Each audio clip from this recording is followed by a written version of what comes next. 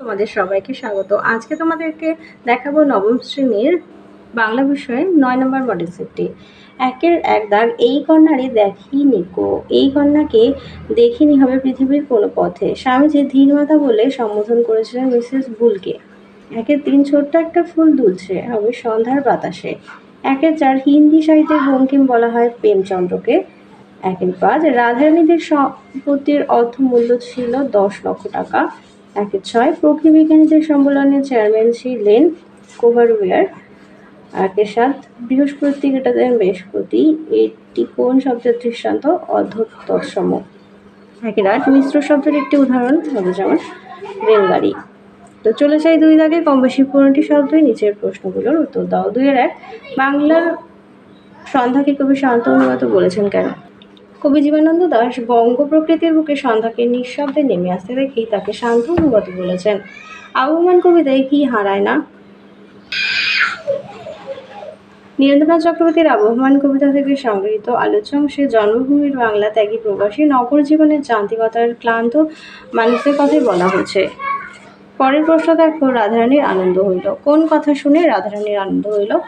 পথে আগন্তুক ব্যক্তিটি যখন তার থেকে বনফুলের মালা কিনতে চেয়েছিল, সেই কথা শুনেই রাধারানী আনন্দ হয়েছিল। আলালো হুতুম কি?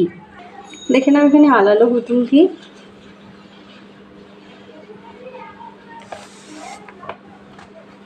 এরপরে দেখো ২-এর ৫-এ, মরদ কি বাদ হাতি কো দাঁত প্রবাদটি কোন প্রসঙ্গে ব্যবহৃত হচ্ছে?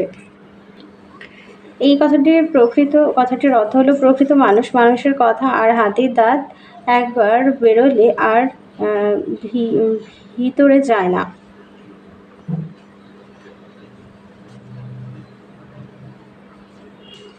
পরের প্রশ্ন দেখো, নিম্ন রেখাঙ্কিত পদটি কি ধরনের বিশেষ্য নির্ণয় করো? চিনি কথাটা হবে বস্তুবাচক বিশেষ্য। এরপরে তদ্ভব শব্দ কাকে বলে? উদাহরণ দাও।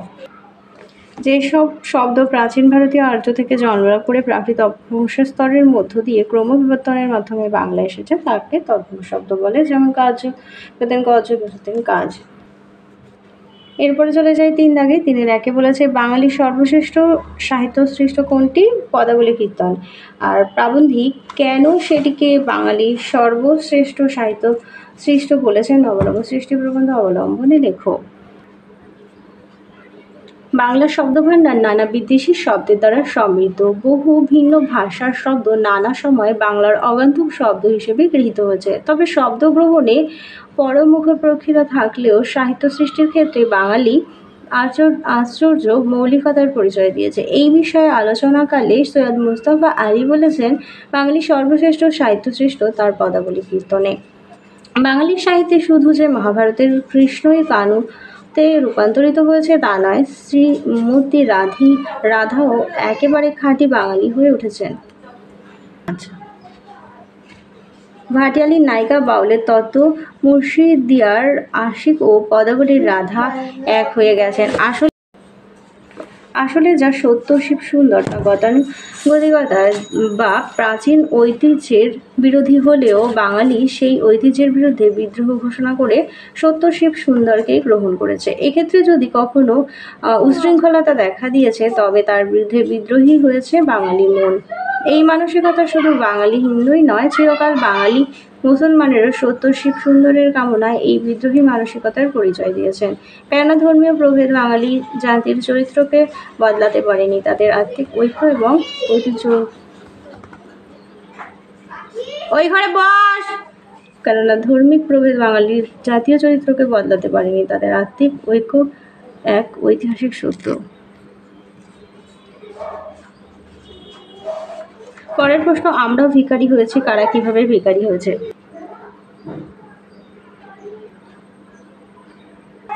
পরের প্রশ্ন দেখো ৪-এর ১-এ, নোটে গাছটা পুড়িয়ে ওঠে কিন্তু মরয় না। কোন প্রসঙ্গে কবি নোটে গাছের প্রসঙ্গ এনেছেন? উদ্ধৃতাংশে নোটে গাছের প্রসঙ্গ উত্থাপনে আবহমান কবিতায় রূপকথার আবেশ কিভাবে রচিত হয়েছে বিশ্লেষণ করো।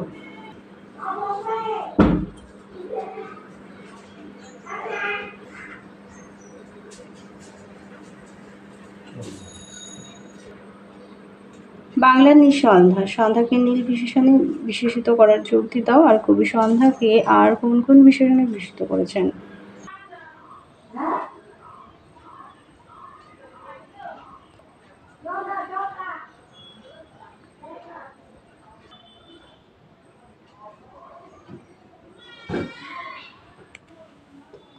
পরের প্রশ্নটি দেখো, অগত্যা রাধারানী কাঁদিতে কাঁদিতে ফিরিল। রাধারানী কোথা থেকে ফিরেছিল, ফেরার পথে কিভাবে সে বিপর্যয় হচ্ছিল আর কিভাবে তার মুক্তি ঘটে।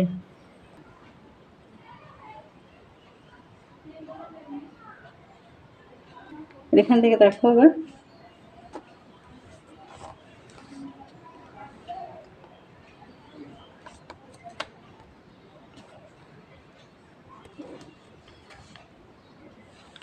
আর সেই দুঃখ কিভাবে মোচন হয়েছিল সেটাও দেখো। পরের প্রশ্ন, কর্মে ঝাঁপ দেবার পূর্বে বিশেষভাবে চিন্তা করো। তার প্রতি স্বামী বিবেকানন্দ এই পরামর্শ করেছিল, আর তার কোন কাজে ঝাঁপ দিতে চায়, কাজে ঝাঁপ দেবার আগে স্বামী বিবেকানন্দ কোন বিষয়গুলো সম্পর্কে বিশেষভাবে চিন্তা করার প্রয়োজন তাকে জানিয়েছিলেন।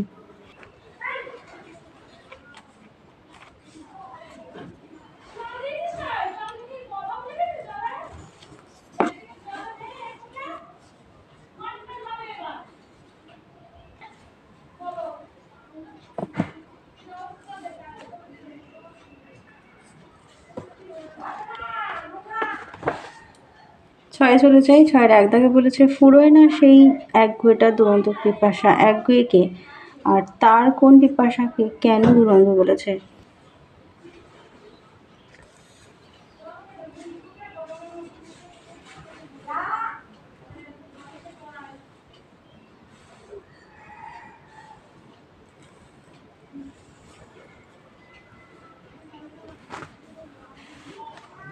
আকাশের সাতটি তারা যখন উঠেছে তখনকার প্রকৃতির রূপ আকাশের সাতটি তারা কবিতায় কিভাবে পরিস্ফুট হয়েছে আলোচনা করো।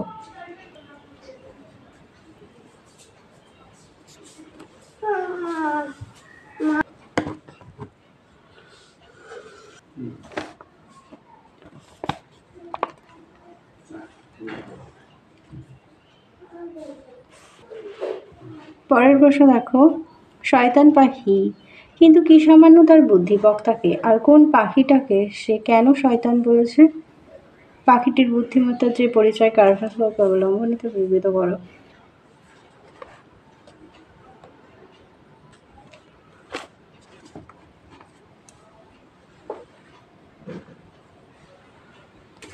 পরের প্রশ্ন দেখো, 7-এর 2 কার্ভাস যে এখন সাধারণ কাকের থেকে নিজেকে আলাদা করতে চায় তার স্পষ্ট প্রমাণ আজকে পেলাম।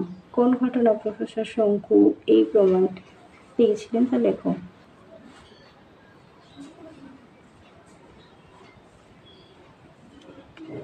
তাহলে চলো 9 নম্বর পর্যন্ত মডেল সেটটি সমাধান করে দিলাম। ভিডিওটা ভালো লাগলে অবশ্যই লাইক করো। আবার দেখা হচ্ছে পরবর্তী আরেকটি ভিডিওতে।